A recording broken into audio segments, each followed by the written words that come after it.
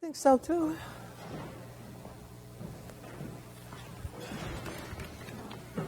Hi, everyone. Hello.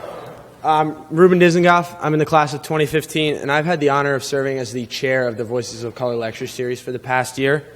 A couple of thank yous first off. I'd like to thank those in my committee.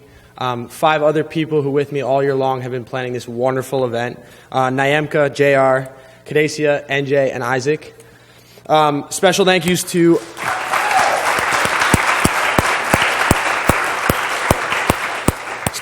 everyone in the Days-Massolo Center, Amit, Janet, and Stephanie. A thank you to Student Assembly, the Kirkland Endowment, and Dean Harrison.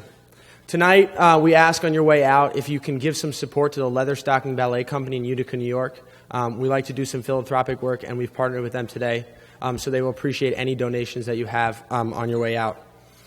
The Voices of Color lecture series was founded 12 years ago, and it honors Chris Johnson, the former director of the Higher Education Opportunity Program. Chris fostered growth in the liberal arts through her students. And today we are honored to have Judith Jameson with us, who for over 50 years has pioneered that same growth in the dance world. Among her many accolades, Miss Jameson was honored by the Kennedy Center. She has been given the National Medal of Arts and was honored by First Lady Michelle Obama at the first White House Dance Series. Miss Jameson's presence at the Alvin Ailey American Dance Theater has propelled the company towards international acclaim, allowing them to perform around the world. Her work at the Ailey School, the official school of Alvin Ailey American Dance Theater, has led to the implementation of a dance curriculum, including dances from West Africa and South India. Miss Jameson remains committed to promoting the significance of the Ailey legacy, dance as a modern form honoring the past, celebrating the present, and fearlessly reaching for the future. Please join me in welcoming Miss Judith Jameson. Thank you. Thank you. Thanks so much. Thanks so much.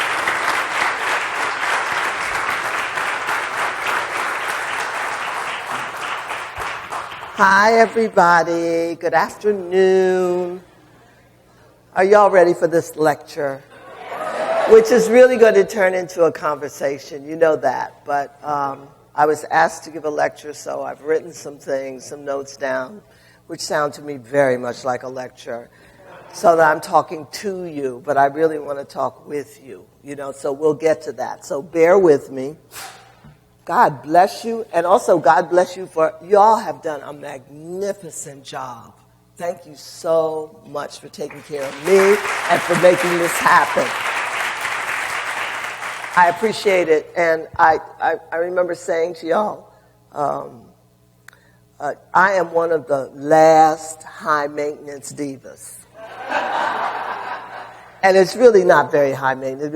I don't have, special things to eat, exactly. I don't have all that stuff that you hear rock stars have and all that. I'm not like that at all. Dancers are usually not that. We're very humble because most of the time people don't even recognize us. And they don't know us, so it keeps our feet on the ground. It's okay. My parents took care of that.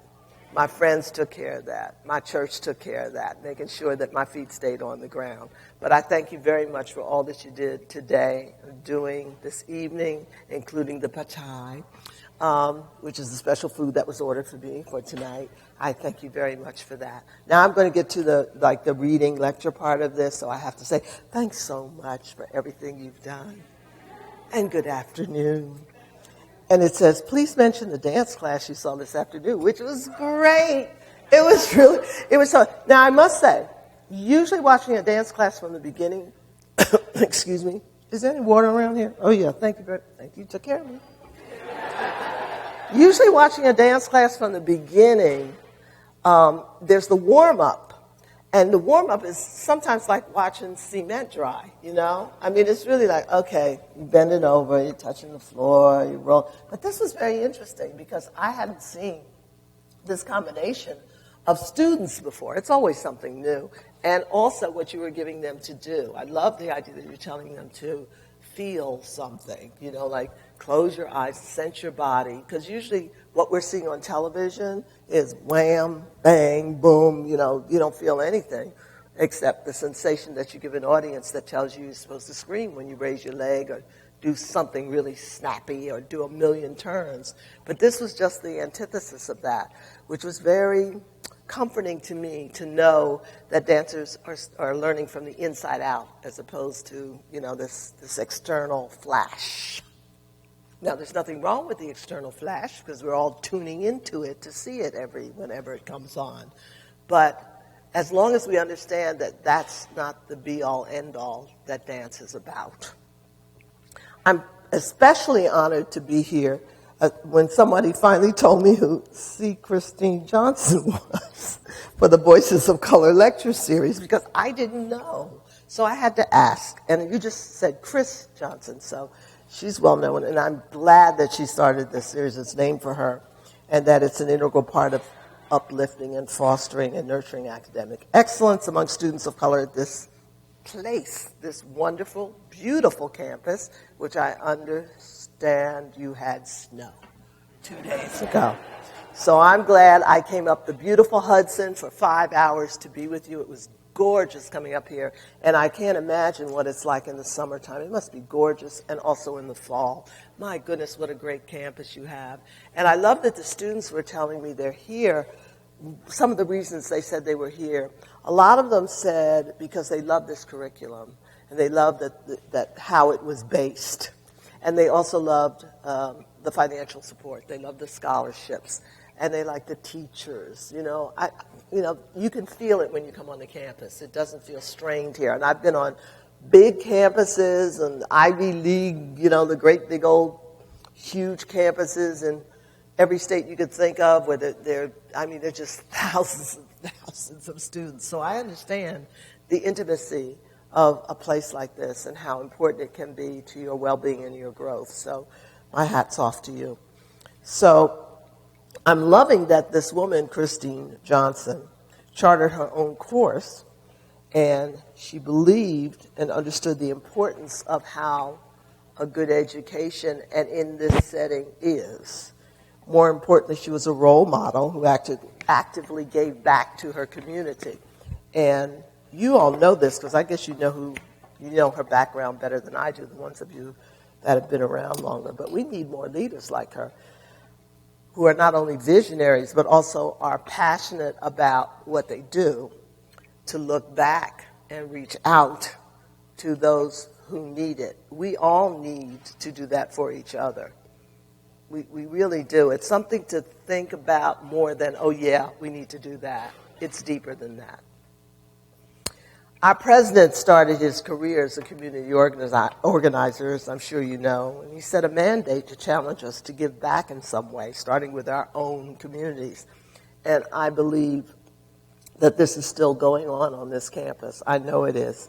I love the different places that you've been in the world. Some people have really traveled and understood how this world works and how they're maybe going to fit into it at this time in their lives. I talked to some students in the class. Some had been to China, some were from different countries. Some of them had, they had had different experiences at this young age. I love it. I had that experience because I started traveling in 1964. And you wonder why people are still asking me, do I still dance? What is that? I've been out of a suitcase since 1964. That's a long time to live out of a suitcase. But my God, what the blessings are that I had as a dancer to be able to travel the world for so many years. And I'm still doing it, but on my own timetable.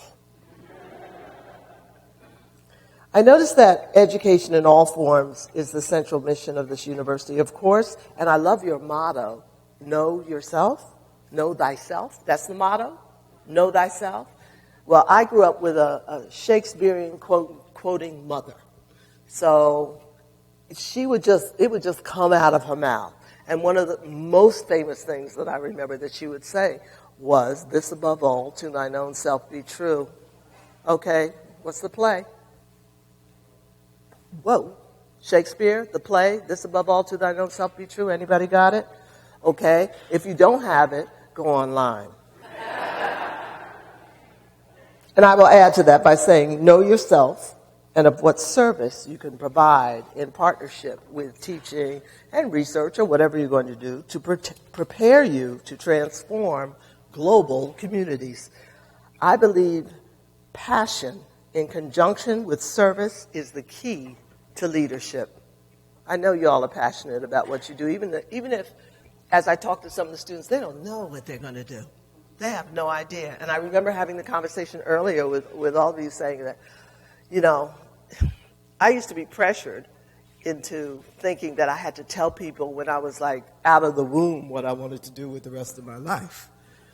You don't have to. You can figure it out. You can take your time. And I have a feeling this campus is a place where you can take your time to figure out what it is you want to do. I mean, you got to declare something, right? We all have to. Do we, professors, do we still call it declaring your major? Yes? Okay. Because I remember I went to Fisk University. Hello. I have to recognize my sorors are here. DST is here. But anyway, I'm here to talk about how I've been doing all of this kind of leadership. And I say kind of leadership because when you're in that forest, sometimes you can't see, you can't see the forest for the trees. Is that the saying? That's the saying. Because you're in it. You're doing it. You're a part of it. You're ever present. Very important for young people, for all of us to be ever present. And so I've been doing this with the Albanelli American Dance Theater for most of my life, charting my own course to becoming the leader of my own destiny. God's right here in my own professional life by educating, informing, inspiring, and celebrating the human experience through movement. For a long period in my life, since I was 6 years old, the way I communicated was through dance, period.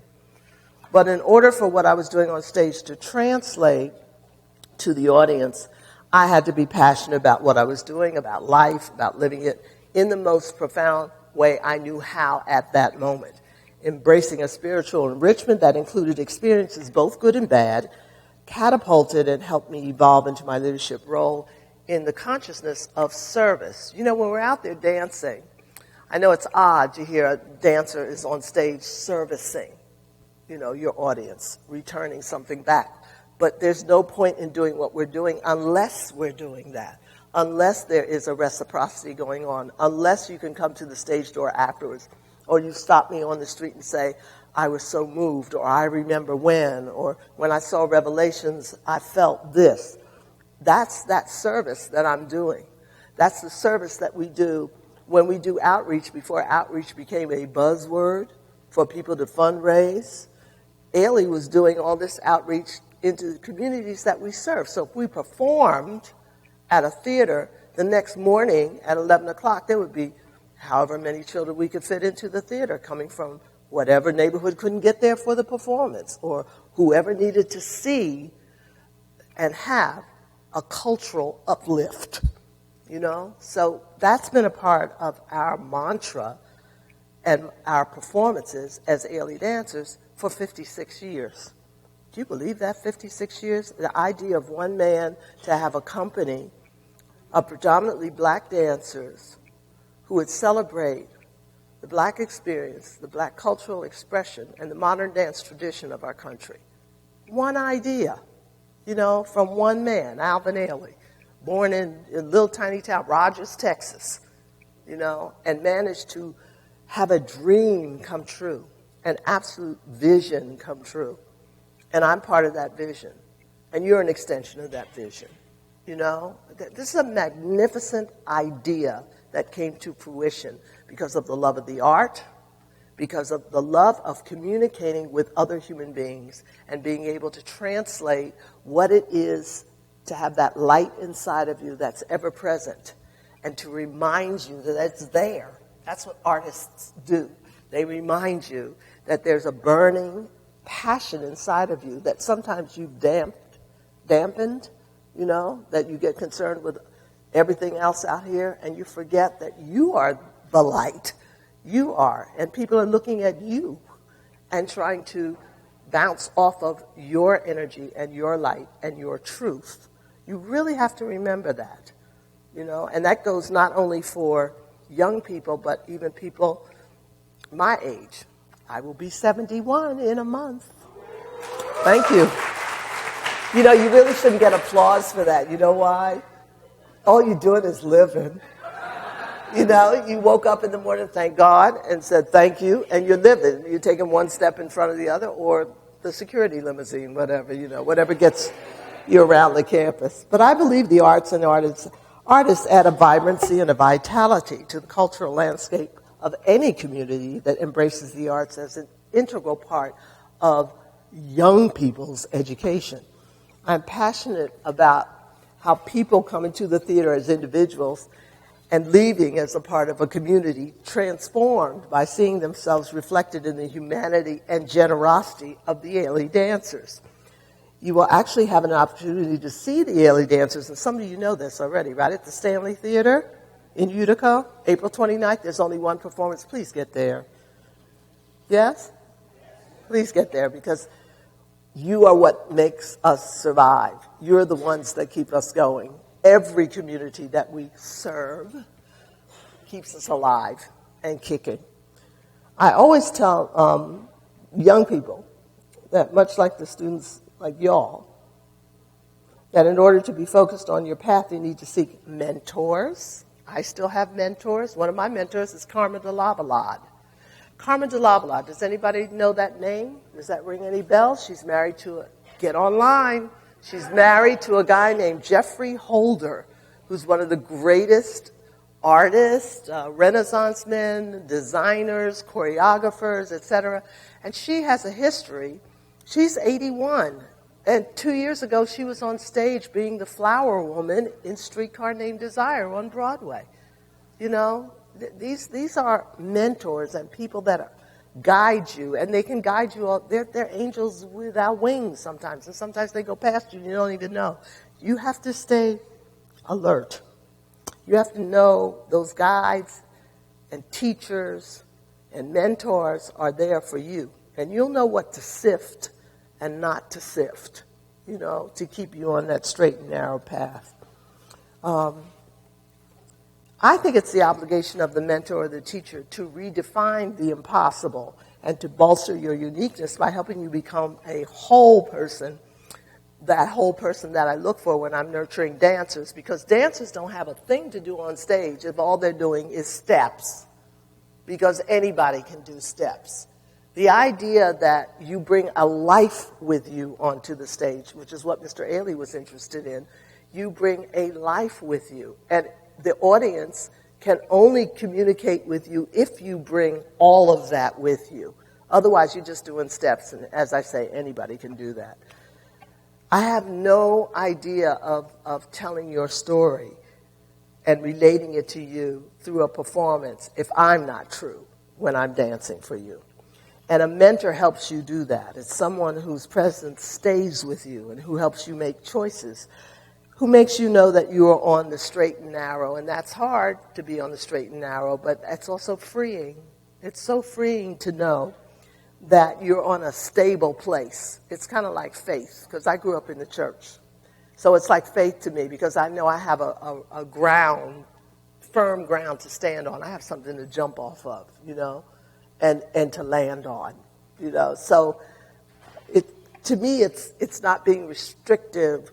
And you already have these habits because you're study freaks, are you not? Do you not study? Constantly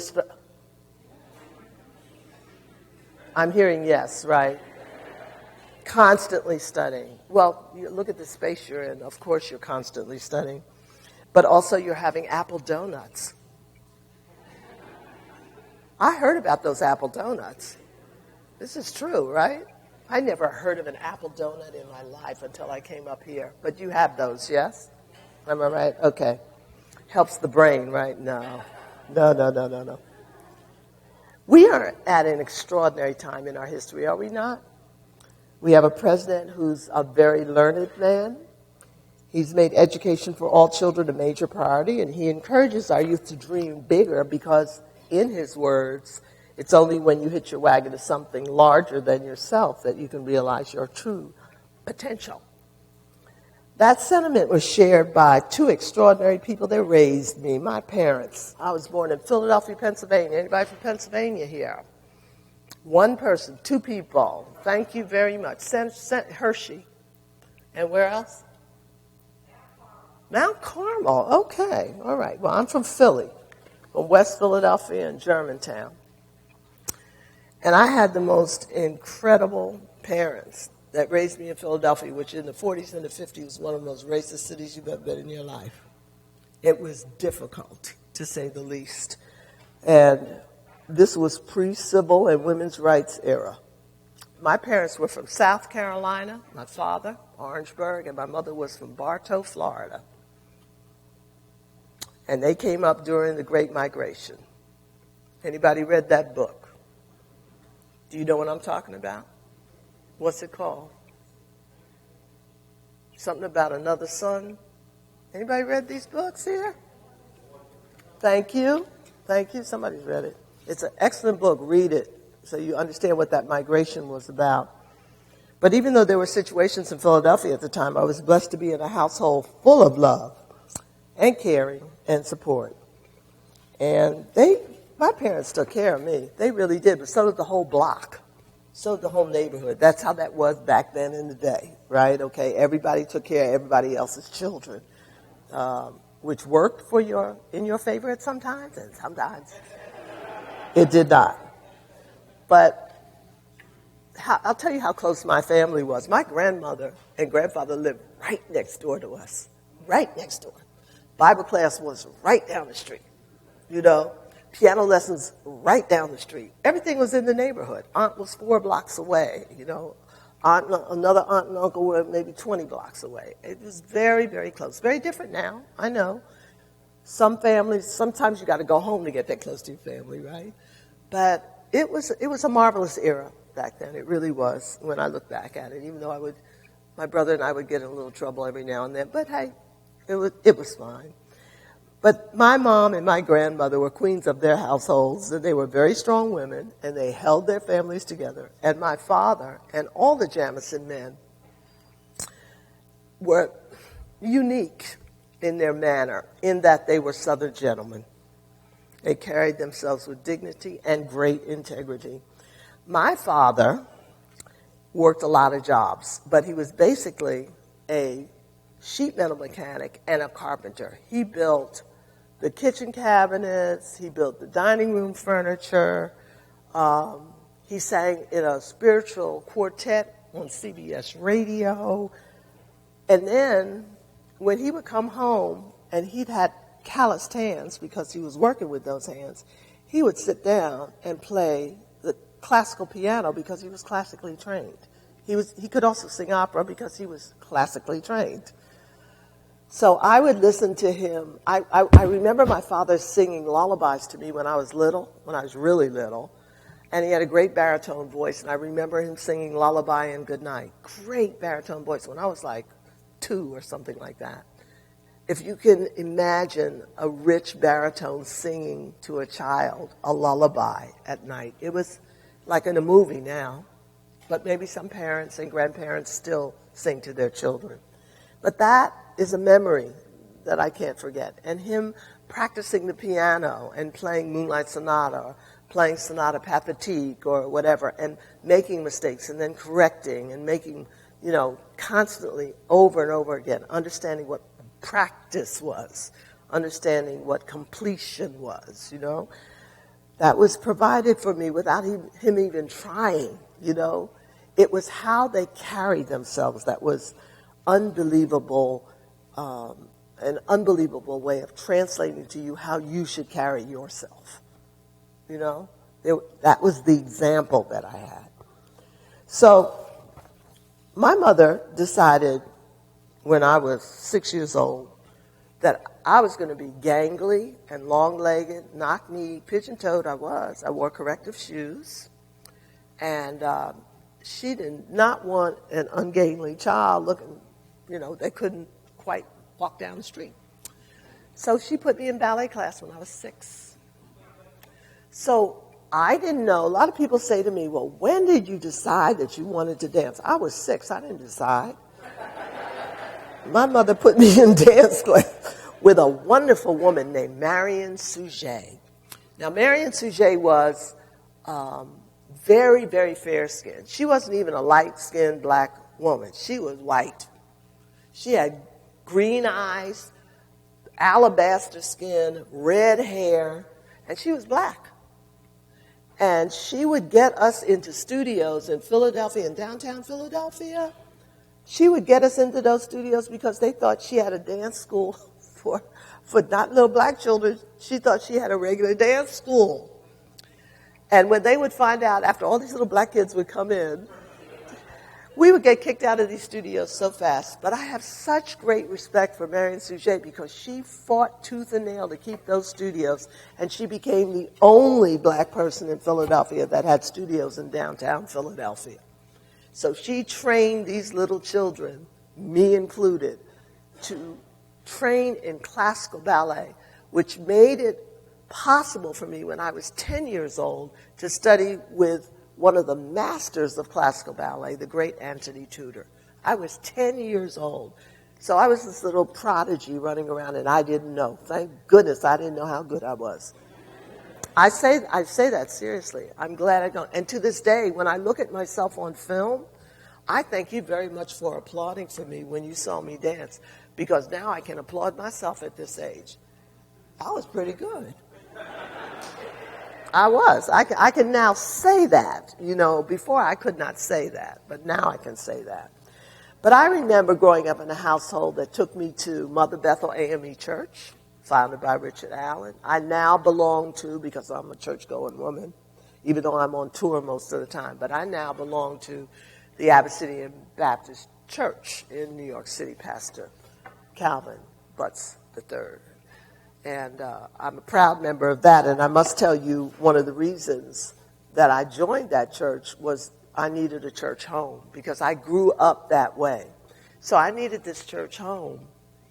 And one of the ministers that was preaching at Abyssinian Baptist Church was a woman named Reverend Dr. Ebony Marshall Tourman. Now, Reverend Tourman is now on the faculty of Duke University. Now, she was at Abyssinia for 10 years, and I started going to Abyssinia about 5 years ago. And I realized this Reverend Dr. Ebony Marshall Tourman was in our BFA program with Fordham, the Ailey Fordham BFA program. She was one of the first students in our Ailey Fordham BFA program. That means you take your academics at Fordham and you dance at Ailey, and you end up with a Bachelor of Fine Arts degree in 4 years. Well, when I'm looking up at the pulpit and I'm going like, hallelujah, and I'm looking at her and going, why do I know this person? Because she had her calling, but she was prepared, she was well-disciplined, and she knew how to dance. And part of that came out of her dance education, that discipline, you know? It does more things than let you trip the light fantastic. But I was attracted by, in my church, Mother Bethel AME Church, because of the faith that I had, that I developed when I was there, but also because, my goodness, the pageantry was unbelievable. It was, have you ever been to a black church, y'all? There are more colors than you can think, am I right? How many choirs? It depends on how. You got a junior choir, a senior choir, a young people's choir, you know, women's choir. You keep going. Everybody's wearing a different robe. And then, and it's beautiful though. It's beautiful. It's absolute pageantry. I mean, if you look at if you look at academia, come on, y'all got to fess up to what you do at academia. I went to an installation of the, back then it was the new provost for NYU. And I went there and I sat in the audience. I was invited to come. And I watched a parade of costumes that I have not seen in life before. The older the university, the more stuff you have on. I think one was Bologna, right? Have you seen? With the fur and, I mean, people have on huge, wonderful robes and colors and costumes and feathers and lions, you know. Really, you should see. If you look up online, you see what the different, you know, colors that people wear. But it's pageantry. So part of growing up in the church was seeing this theater. It was theater, you know, because at first you don't get it. because you're not indoctrinated. You don't get it. You don't, okay, you're saying the prayers, you're kneeling, you're saying, your grace, you're doing everything everybody tells you to do. Then all of a sudden it hits you. At least it hit me. I'm going like, oh, I believe this. But in the meantime, you've got pageantry and theater. There was a Reverend Dandridge, wonderful minister. There was Reverend Stewart. Reverend Stewart reminded me of Abe Lincoln, okay? And Reverend Dandridge was just absolutely, he would parade back and forth across the pulpit. He'd have on a beautiful black robe, with the stripes here, And at one point, he'd just open his robe, and he'd come out from behind the pulpit, and there would be red suspenders. And I'll never forget that as long as I live. But it was absolutely the right thing. It was not, like a show. It wasn't a show. This was a religious experience. You know what I'm saying? It was a part of what the church was about. Not something outside of the church, but something very much a part of it. So I grew up in that, and going to, the Art Museum in Philadelphia. You're familiar with that because Rocky jumped up those, and came back down and all that. And the Rodin Museum is there, and the Philadelphia Zoo, and all that. There's so many wonderful things in Philadelphia, and I was exposed to all of this when I was a kid.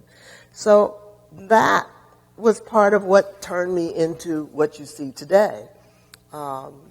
That developed my mind about how far and how open you could be. And I also went to some great schools in Philadelphia. I went to a school called Germantown High School, and I had a wonderful modern European history teacher that just opened up the Renaissance to me. I had no idea. And then I ended up going to Rome and going all these wonderful places where I could see these works of art. I was so happy to have that as a part of my education when I was there. But I also grew up playing the violin.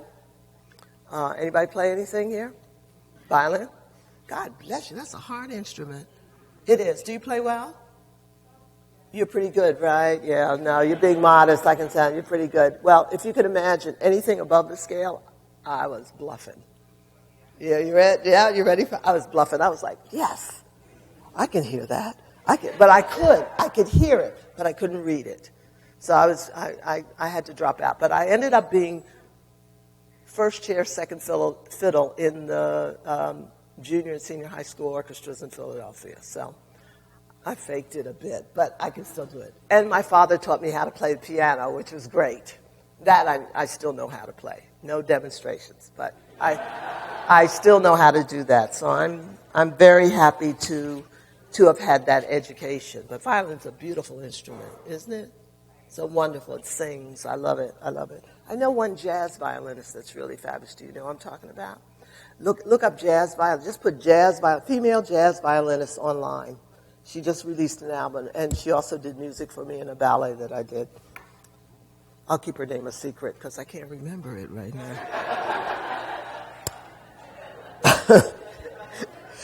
I also learned if a door isn't open to you, we always say, if a door isn't open, open a window. I love when people say that. What if there is no window, My thing, if the door isn't open, make another door, for goodness sake.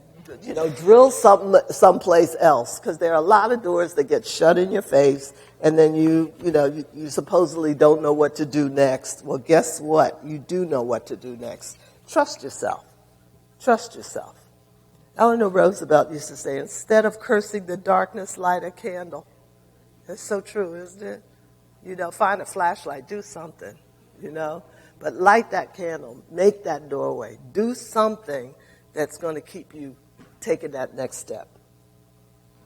And keep a sense of humor. That's so important, so important. Don't take yourself so seriously. Do when you have to, but always keep in mind that to be ever present, you have to really absorb and understand the other person, because as soon as I find myself doing this, if I'm like frowning at somebody or having a negative reaction to them, it's only because I recognize something in them that's really in me. You know what I'm saying? So you have to constantly keep doing the circle of spiritual reciprocity. You have to constantly keep that circle going and understanding. Even as a child, I had my eyes on the prize, and that helped me define the rest of my life. From being a dancer in the Alvin Ailey American Dance Theater to being on Broadway in Sophisticated Ladies. That goes back, y'all. I have to mention two extraordinary people that I work with. Well, several. But one is the late, great Gregory Hines, and the other is the late, great Phyllis Hyman. The only person I know that could eat a chicken wing and go on stage and sing.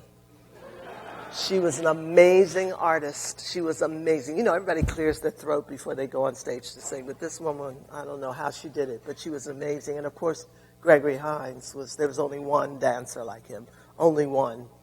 And I thank God I got a chance to work with these great artists, and also just to be around in that atmosphere, because I had gone from Broadway, from the concert dance stage to Broadway. That's a big difference. You know, there's two transitions that people ask me about. How y'all doing? How y'all doing? Hi, I'm glad you could make it. I am. Oh, please. But they're big transitions. They're the ones from concert dance to Broadway, and the one from Broadway to teaching, my own teaching, starting my own company. There's three. And the biggie was when Mr. Ailey asked me to direct the Alvin Ailey American Dance Theater. And people always ask me, what was that like?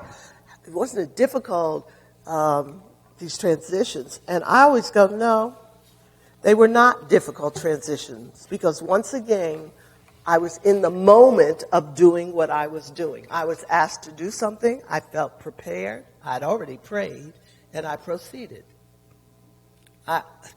My life has been this way. I mean, it has been, when I look back on it, I keep going, it's just one grace after another grace, after another grace, after another grace.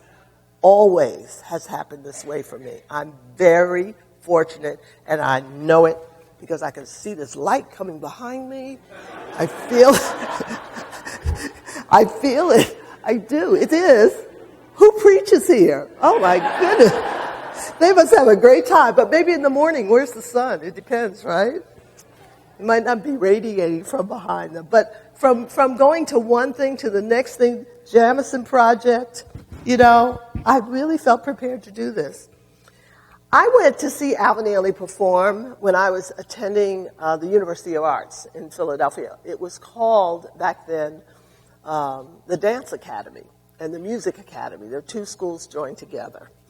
And in 1875, whenever it was, so long ago, I went to see our class, just like your class that I went to see today. We went to see Alvin Ailey. And in that performance, he was doing Revelations. He was doing Wading in the Water. And we had never seen anybody dance like the Alvin Ailey American Dance Theater before. So our improv class consisted of everybody doing nothing original and everyone doing this, which is the end of I've been buked and I've been scorned, as one of the motifs in their dances. I mean, we were so unoriginal, it was ridiculous, but we were so impressed by what we had seen. I need to back up or go forward, because taking class there, I had become a little distracted because I was taking a lot of classes. But one evening, a lot of dance classes. One evening at 8 o'clock at night, a woman came by named Agnes Demille. And I don't know if you know who Agnes Demille is. Great choreographer. Come on. Yes? Yes? Okay, y'all need to look this up. No, you need to look it up too. You do. Agnes Demille, she is the niece of Cecil B. DeMille. Anybody know who that is? Okay. Well, Agnes Demille choreographed ballets like Rodeo, you know, Fall River Legend. She's a very famous woman. But she came to Philadelphia to teach this class. It was 8 o'clock at night. I was tired. I'd taken 5 classes during that day. Somebody had to convince me to take the class. I took the class. At the end of the class, she said, would you like to come to New York and be a guest artist with American Ballet Theater and dance in a ballet that I'm reviving called The Four Marys, starring Carmen de Lavallade? You know, and so what do you say? Sure, you know. And that's how I ended up in New York. And then the next fateful thing that happened after I had done that, right, and danced with ballet theater, the next fateful thing that happened was I ended up at the log flume ride pushing buttons at the World's Fair. Because there was no gig after that. You know, there were no black people in American Ballet Theater. There still aren't very many. But there were no black people in ballet theater, so no job. So fortunately, I hooked up and, you know, somebody got me a job there. So I used to turn the water level up so everybody get really wet coming down these chutes, which was fun. Then after that, when the World's Fair closed, I had no job. So then after that, I ended up going to an audition. And the audition was for a Donald McHale special, Harry Belafonte special. And it ended up that I auditioned. I was a total failure. I hadn't danced all year, or for at least 4 months. And I passed. He asked me, he said, "Thank you very much." I was so dumb. And "thank you very much," every time he would say that, I thought he was saying thank you to me. Not "thank you, leave the audition," but "thank you very much." Okay. So that was my, not dumbness, it was just I was not educated that way. So it ended up that I walked past this man on the steps, and I went, okay, let me call Mom at home. And I did. I said, "Mom, I've got to stay here. I don't know what I'm going to do, but I've got to stay here." So 3 days later, the man that I walked past on the steps called me and said, "Would you like to join my company?" And, of course, that was Alvin Ailey. That's my life, you know. So I ended up doing that. We waste so much energy sometimes worrying about what comes next, don't we? We do. It's wasted energy. There's a plan for you. There's a plan.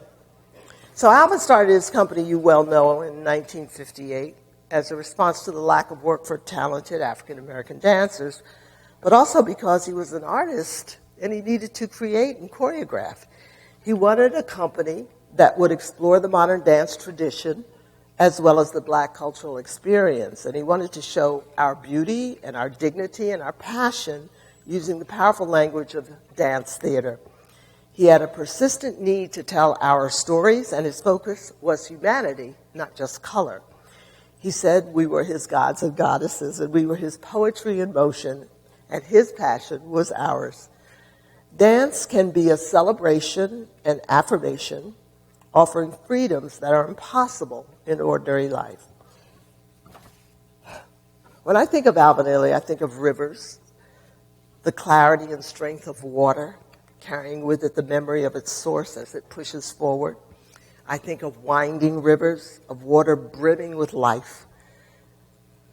7 months before he passed, as I said, he asked me would I take over his company. And he had always tried to prepare me for leadership, as he did with others in the company. I wasn't the only one. He gave me the confidence to know that I could step in for him. It was not difficult, folks. It wasn't. We pressed on. We kept going. I must mention at this time that we are still pressing on because, unfortunately, last week, 2 weeks ago, on the 30th of March and the 6th of April, we lost 2 members of our production staff of the Alvin Ailey American Dance Theater. Just gone like that. They passed away. Just gone. 54 and 59 years old. I know. And did we press on? We did. That's why I flew to Seattle last week, because we flew from all over the world. Former dancers, former production staff people, former lighting designers flew from all over wherever they were. They dropped everything they could do to meet the company in Seattle to support them. And it wasn't about show business and the show must go on. It wasn't that. It was the light that these people left and the love that they shared lights our way to continue, that their lives were not in vain. I mention that because it's still very close to my heart. Alvin died in 1989. It feels like he died yesterday. But we've been living in his wake for a long time, because of the light and the love that they leave behind. and his genius. So when I took over as artistic director, we were $1 million in debt. That doesn't sound like much today, does it? $1 million, does it? No, but you think it doesn't, because I'm thinking, well, the last time somebody won a lotto, it was like $400 million or something. You know, I mean, think of it. The money is like it's so different than it was then, right? So, but $1 million was a lot of money in 1989. And our offices were crammed into studios that were, we were just bulging at the seams. It was ridiculous. Papers piled up all over the place. We had beautiful studios, but there were only 4 of them. And huge service we were doing with our programs, our teachers and our students. We needed a building. So I sat in my board meeting for about 2 years or a year or something like that. And I just sit in the board meeting and say, we need a floor. We need a building. We need a floor. We need a building. And it worked. So I got my building. It's 77,000 square feet. I don't know if you know this. It's the largest dedicated dance building in New York City. We have 12 studios. We have a black box theater that seats 300 people. 55th and 9th. Some of y'all know that already. 55th and 9th. Who was there? Who studied there? You were there, though. You were there. You studied there. You did something. You studied there. Summer program. Fantastic. Did you enjoy yourself? Now, you know you have to say yes because you're sitting there. I'm glad you did. I'm glad you did. So you know how gorgeous that space is, right? What's your name? Nicole?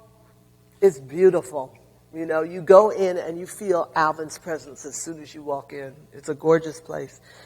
We now have, and have had for the last 40 years, 2 Ailey 2. That's the junior company, right? There's 2 companies we have. One with 12 dancers that are students from the school who have graduated and moved into the second company. And then the first company, the Alvin Ailey American Dance Theater, consists 3/4 of the people that were in Ailey 2. And they've stepped up. So it works, right? It just works. And then we have the arts and education and community programs that give over 100,000 young people from diverse cultural, social, and economic backgrounds the opportunity to explore their creative potential and learn their life skills. And the Ailey Extension, we started 8 years ago, something called the Ailey Extension. If you thought you had 2 left feet or you didn't think you could dance, come to Ailey. Because you can walk off the street, buy this little card, and come in and take the class, right? Nobody's judging you. And there's everything from Bollywood Bhangra to ballroom to Zumba, to you name it, we teach it. But I must say, 8 years ago, for the entire year, we had 500 people going through that program for the entire year. Anybody want to throw out a number and guess how many people we have going through that program now? Don't even try, because I was surprised, because they just upped the number again for me, 75,000. I know. Isn't that amazing? But that many people a year come through to do the extension program. That's people that don't dance, that just want to come in and move, you know? You got a whole bunch of pictures behind that, right? So how did we get to this juncture? Well, I believe that each generation informs the next. The advantage of the tradition of the Ailey Company is that it speaks to the past, the present, and the future. Also, the love I have for what I do is part of wanting to serve. Here we go back again to the service thing. I've been very fortunate in surrounding myself with people who share my vision and have skills and passion and dedication to bring us to where we are now. That's why I personally selected this young man who's running things at the moment. He is a wonderful artistic director. His name is Robert Battle. Remember that name if you don't know it now. Robert Battle. You can look him up too. He's brilliant. And you will see his brilliance at the performance that you're going to go to on the what, 29th? Yes, you'll see it. He's brilliant. 3 years he's been running the company now.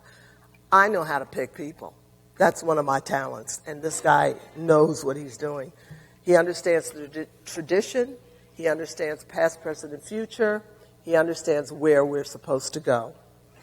I think it's imperative as we go into the 21st century that our young people be guided by the torchbearers who have stood on each other's shoulders since the beginning of time. It's also crucial that young people be guided by the principle of service. I deserve to serve you. It's a skill we all have. We just have to cultivate it to care for another human being as we would want to be cared for. It's a skill sometimes that has to be learned, but definitely practiced. Skill has been represented in my life as a dancer, as an artistic director, as a leader. It's what I see in every dancer in the Ailey Company, the ability to serve others by excellence in performance. At Ailey, we know how important it is to serve. If we did not know, there would not be a company that has stayed the course for these last 56 years or have a connection to the communities that we serve. One really has to care or learn to care if you don't know how to do it now. Once again, I'm reminded of our Ailey camps. As I say, we have 10 different ones across the country. And these Ailey camps are for at-risk kids, middle school kids. And you know, I don't know if any of you have done any outreach with middle school children, but that's a trip. They're right on the brink, you know, of deciding what they're going to do or what they're not going to do. So we give them the opportunity to not just dance in our summer intensive camps, which last from 6 to 8 weeks, but we not only give them dance, but they have creative writing, and they practice other skills that they need for life.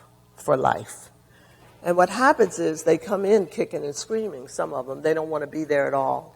But once they stay for that 6 weeks, at the end of that 6 weeks, then it's painful to watch sometimes because they're in tears and they don't want to go. But they've been introduced to another way of going, of different ways of going in their lives. They've been introduced to new roads, you know, and that is the most important thing that you can do for any young person or anybody my age who needs to go another road. That's what keeps us alive and active and well, is constantly searching for new ways to go. So the end of that is that they come back the next year to help with the other students, with the other campers. It's a brilliant way of making sure that you stay in touch with the communities that you serve. You know, I'm so happy to be with you today. I really am. But I can't wait to get to the Q&A. I really can't, because I want to hear what you're thinking about what you've seen, not just today, but over the years in the world of dance. I want to hear what you're thinking about the world of education, where our young people, where you think they're going.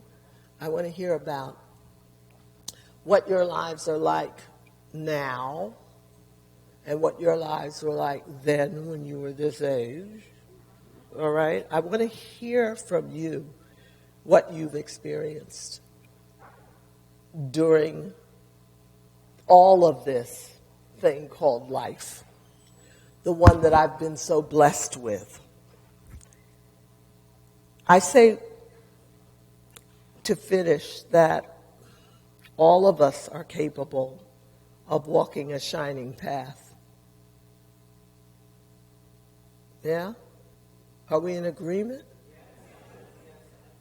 We deserve to serve others as they serve us.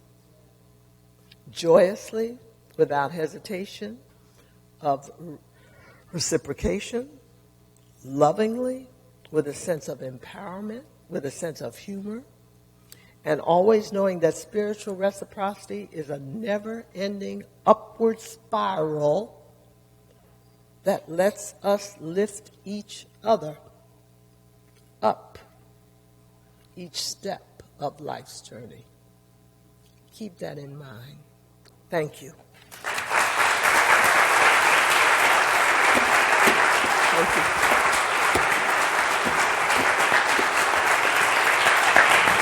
Thank you. Thank you. You're welcome. Thank you.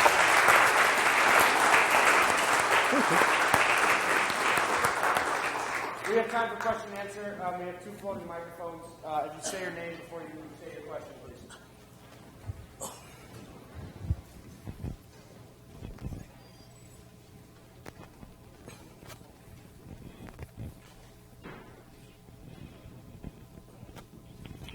Hi, my name is Phyllis Breland, and I am the current director of the HEOP program that was mentored by Chris Johnson, and she was my mentor and taught me so much, and I just wanted to thank you. I wish all of my students were here because I want to thank you for reminding me about my journey because sometimes it gets so difficult, and some of the things that I see, sometimes I'm fearful that I might lose myself in that.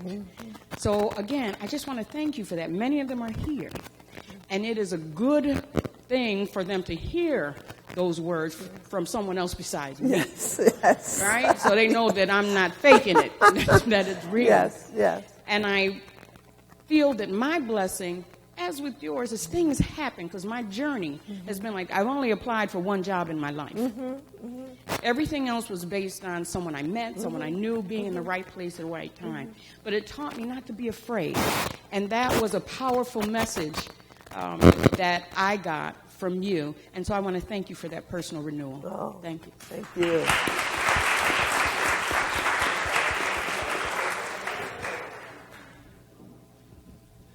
Hi, my name is Ben, class of 2017.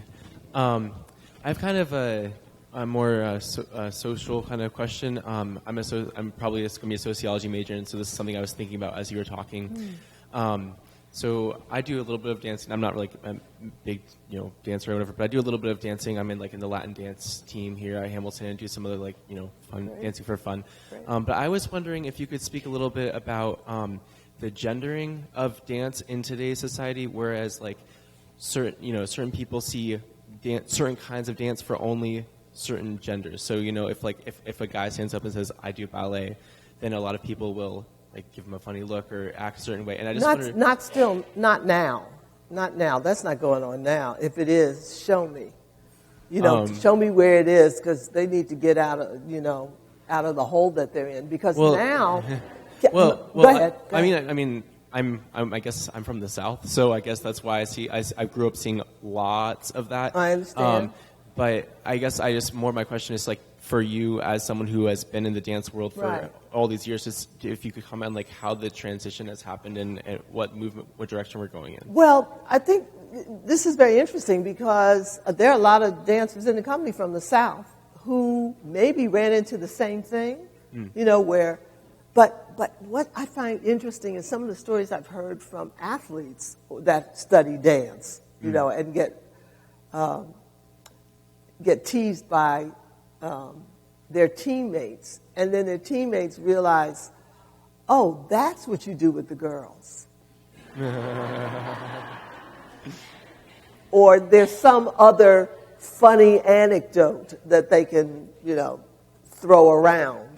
But I've seen progress because it used to be really terrible for guys. You put on a pair of tights and you had to go somewhere, And I guess there are pockets of that happening, but we have much stronger, you're an example of a much stronger person that can fight whatever that needs, whatever needs to be done to thwart that kind of thinking by persevering and going ahead and doing it.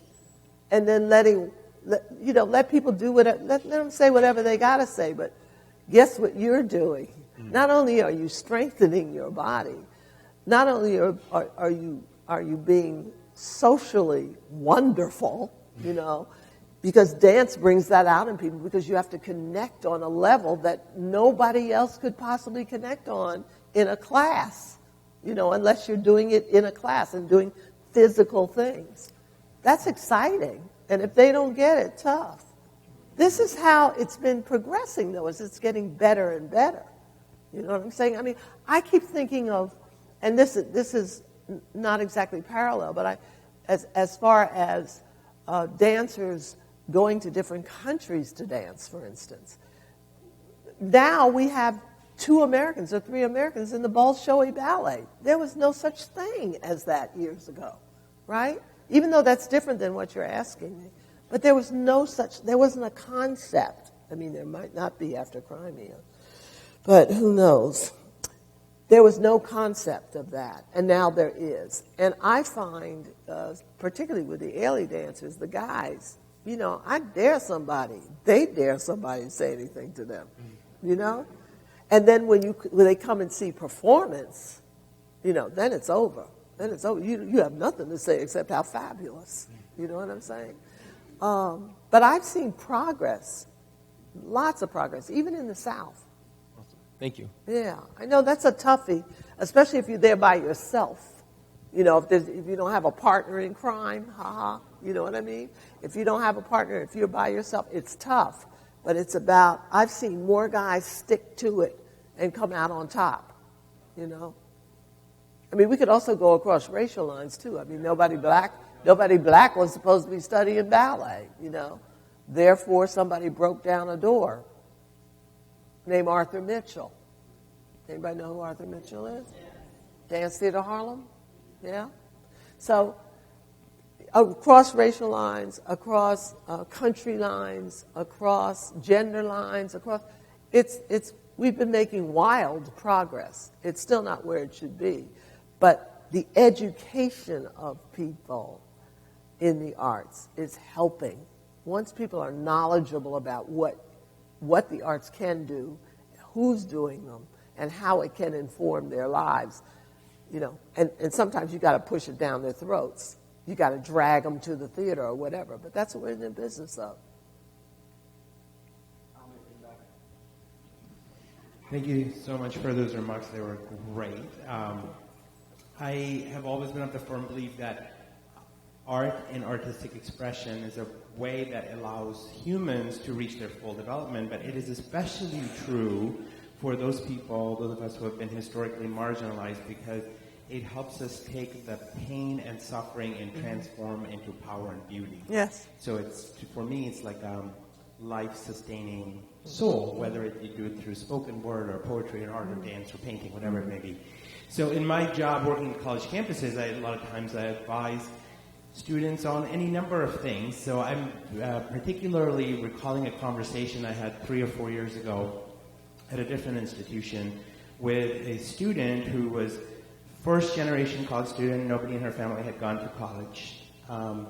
Parents were not college educated. They were migrants from the Caribbean. And she loved the fine arts, but particularly painting. And she wanted to do that as a major. But then there was the family pressures of, we're depending on you to help us make it, not just move up, but sometimes, pay the phone bill. And that was a reality for her. And I sat there and I listened to her for a long time within the context of the support for arts as they're diminishing in the public sphere, and really felt her pain, but I didn't know that there was any meaningful thing I could say to her to say, you should do this or you should do that. I asked lots of questions. She came to her own, path. So anyways, I want to hear your thoughts a little bit on that. How do I encourage somebody in that kind of situation to be true to all the pressures? That is really tough for an artistic director, because artistic directors, it's the same thing. It's when I talk about Stevie Wonder, he wrote a song called "Have You Ever Encountered a Spiritual Walker?" And you're in charge of their spirits. You have their spirits right in the palm of your hand. And it's a very delicate situation that you have to guide them one way or the other, and it's not a one way or the other thing. It's cold hard fact that she's got to help pay the bills, okay? The other thing is she could be another extraordinary artist. So somewhere along the line, when I'm advising dancers, like I used to have a dancer in the company that was just amazing dancer, but he had somebody on the phone calling him constantly for money. Give money, give money, give money.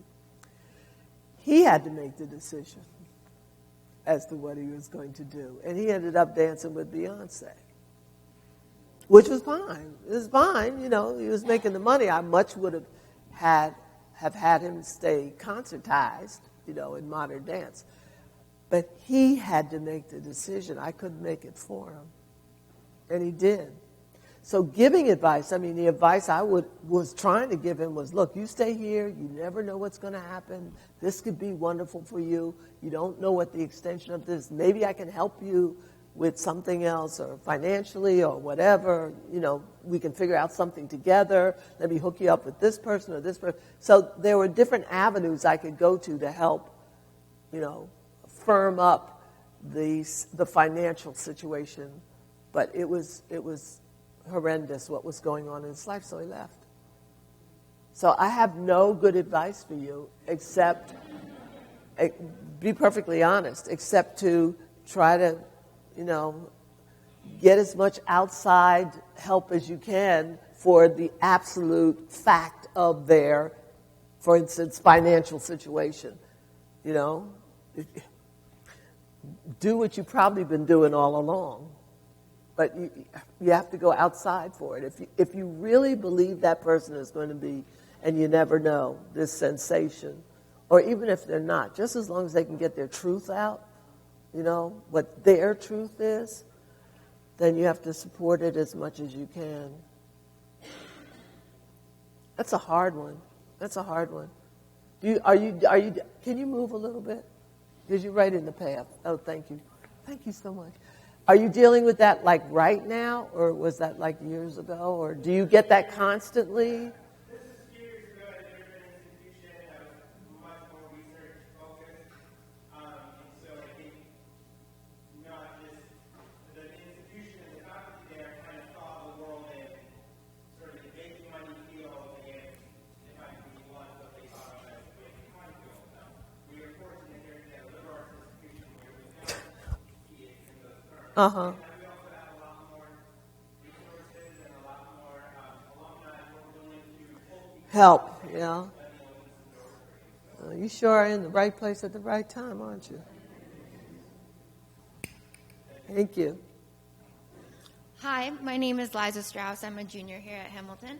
And I just wanted to ask you about, I've been taking technique classes since I was little, and I was always kind of paranoid. Excuse me, what Yes. is technique classes? Wrong word, probably.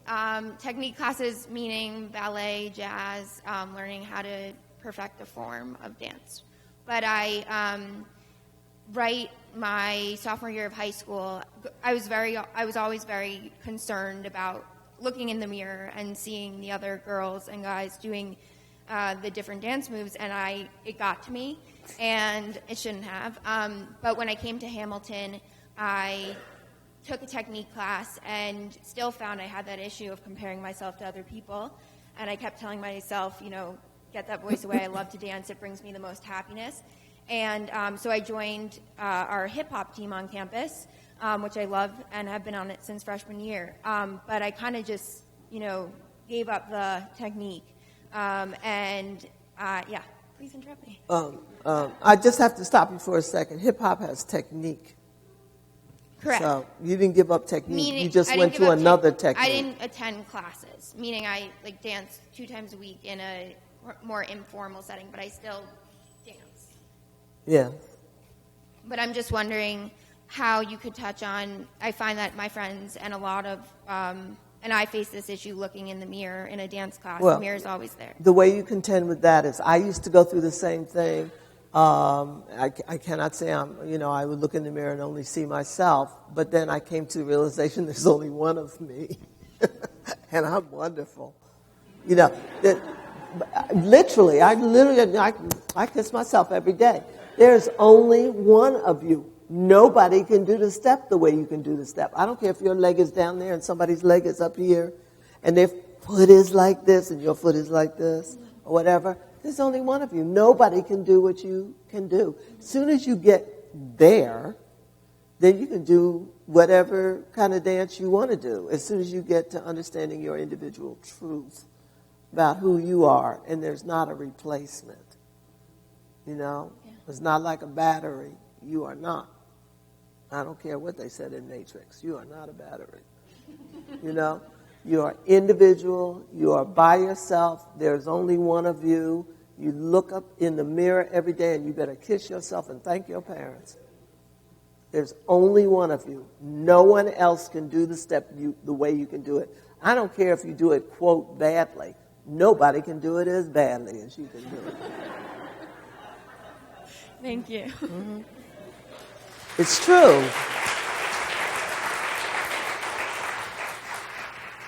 Yes. That's you. I'm waving at you. Yeah. My name is Laura Smith. I'm actually an alum of Hamilton College, and I actually work in administration in the admissions office as assistant dean of admission coordinator of diversity recruitment. But I wanted to ask you to speak a little bit about representation. I often have these conversations with some of my fellow alum and people in this field of work and in education, and really in the arts as well. I was a double major in theater and Africana studies, about seeing someone who looks like you out there doing these things. And I remember being a kid and hearing about the Alvin Ailey dance program and just being amazed that there was a large concentration of people of color and black people who could do something like that. And that being inspiring for me. And seeing Misty Copeland now and how amazing she is, I just wanted to hear your opinion about how that changes the lives of young people of color. Yeah, it's difficult nowadays. It absolutely changes your life. When you see your own representation up there, when you see somebody that represents you, I mean, it makes all the difference in the world. Now, granted, when I was growing up, you should have seen us when anybody black would appear on television. Nat King Cole would get on television, we would be like, 1, 2, he's on! He's on! You know, you would go crazy. So it's not so bad now because we would have to wait. You'd have to wait for a Joe Louis. You'd have to wait for a Nat King Cole. You know, and it was an event. You know, it was huge. So now it's not that bad. But I must say, I am totally disillusioned when I see commercials and things, when I see, if you look at television or look at pilots and look at all these shows, who are you seeing up there? And how are we being represented? You know, how are people of color, not just black folks, people of color, how are they being represented on television in one-dimensional ways? And how do black children see themselves? Or how does any minority see themselves represented on television? That you have to worry about. That's something that has to be done about. That means producing our own shows. That means not being in the background producing something that denigrates us, but putting your name back and you're still making money off of it, but nobody knows you're a part of it. That means stepping forward and being, what is there? There's an old saying about the lion can't tell his tail if the hunter is telling it. Does that make sense? The lion can't, if the lion is being chased by the hunter and the hunter is telling the tale, nobody knows the lion's story. Does that make more sense to you? You know what I'm saying? I'm dyslexic, what can I say? So we got to start telling our own stories, period. You know, and that's where we are in the scheme of things now. It's getting worse. It's getting worse. It really is. Because we're being ignored subliminally, you know, by total absence, not being there. You know what I'm saying? And that is something that we have to take care of. You know, nobody else is taking care of it for us. That's for every minority needs to do something about that, to be represented, so then children have something to look to. And not just children, everybody has something to look to. When we start realizing that, you know, we're all in the same place, my goodness, if we could just come to realization that we are sharing this planet, you know, and I don't know anybody else that's stepping off anyplace else. You know, we got some astronauts up there right now trying to change a light bulb or whatever they're doing, you know. But there's no other place to go. So here we are. And once we start honoring each other, you know, we do that through the arts, but sometimes it doesn't get everywhere, you know. You know what I'm saying?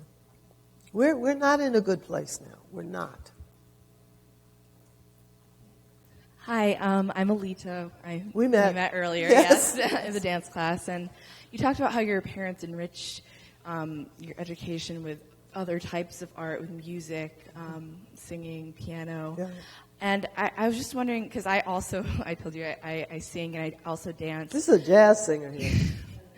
And I was wondering how those different artistic mediums impacting your decisions with choreography, with just decision making when it came to dancing in other areas of your life. So. Well, music, for instance. Well, first of all, I was classically trained. I also studied tap and what else? Acrobatics. Boy, was I lousy at that. And the tap came in handy because I had to dance with Gregory on Broadway, so that helped. And Dunham technique. A lot of y'all don't know anything about Katherine Dunham. That's another one to look up. The great Katherine Dunham, who's the mother of all black dancers on stage. But all of that was helped to, for instance, when I was taking Dunham classes when I was just a kid, and also when I was going to University of Pennsylvania, not as a student, but as a very young student, and going to lecture demonstrations, I saw Ravi Shankar there when Ravi Shankar was unknown in the United States. He had just started coming. I saw Dr. Pearl Primus there. She was known, but only in a certain area of dance. So, for instance, hearing somebody play a tabla influenced me on how I love hearing different kinds of drums. Not just drums from Ivory Coast, but also drums from Senegal, from the great Doudou and Jairos, or listening to Max Roach play, incredible. Max Roach had a quintet, a quartet, septet. He joined a lot of people together.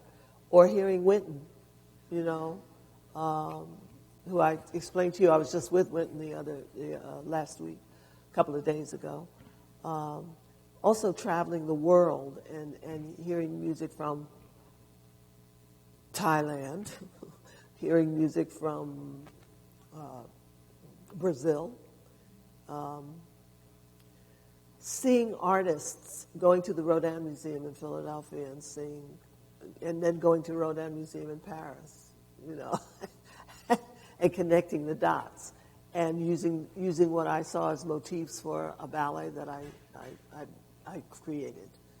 All those influences help shape who you are. So it's very important, as you well know, to wherever you go, don't visit.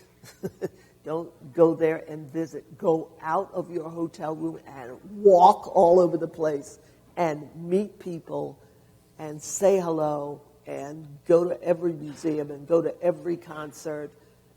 Every country you go to, absorb as much as you can. And all it does is bring us more, it just brings us closer together. It just goes, oh yeah, you do that, so do I. Travel has been of absolute importance in my life, getting where I've gotten. Thank God for my dance. Thank you. I'm sure that didn't answer your question, but hey, I had fun doing it. What did you ask me in the first place? No.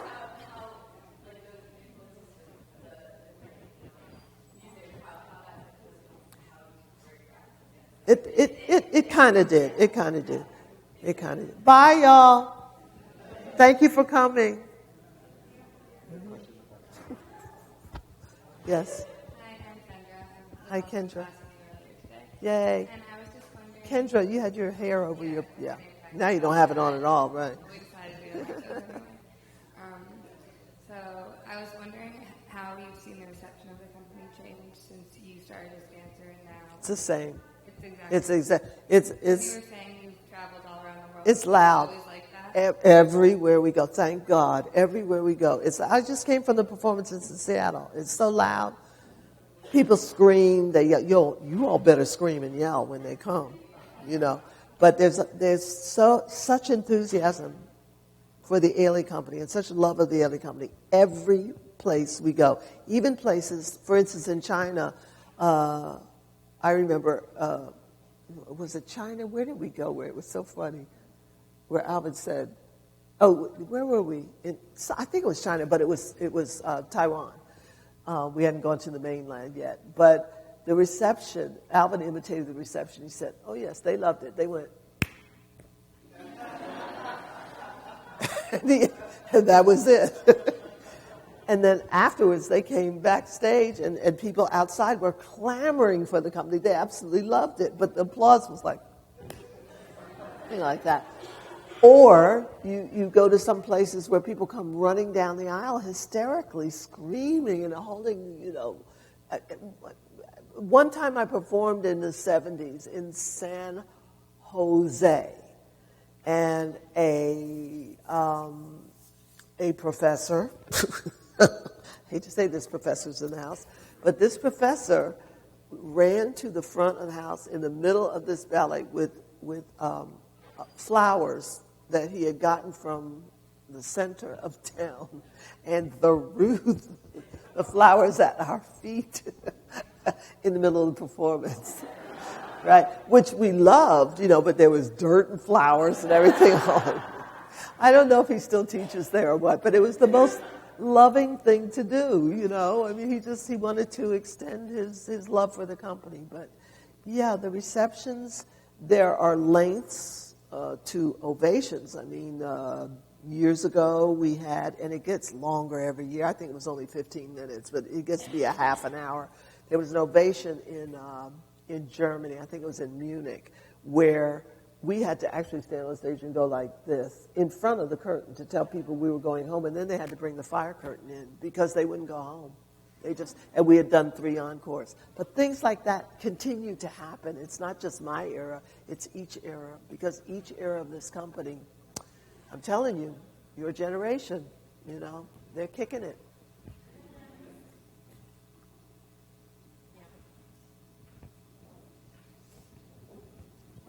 Hi.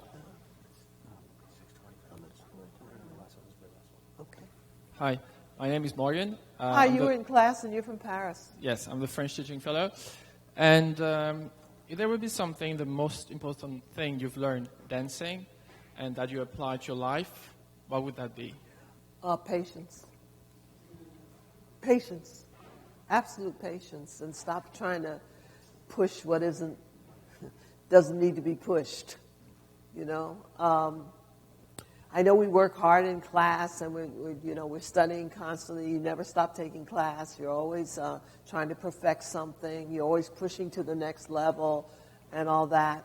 And when it doesn't happen right away, that's when patience has to lock in, and you have to really. And I remember that as a dancer, and I use it as a person today, where you have. It applies to life, where you just have to.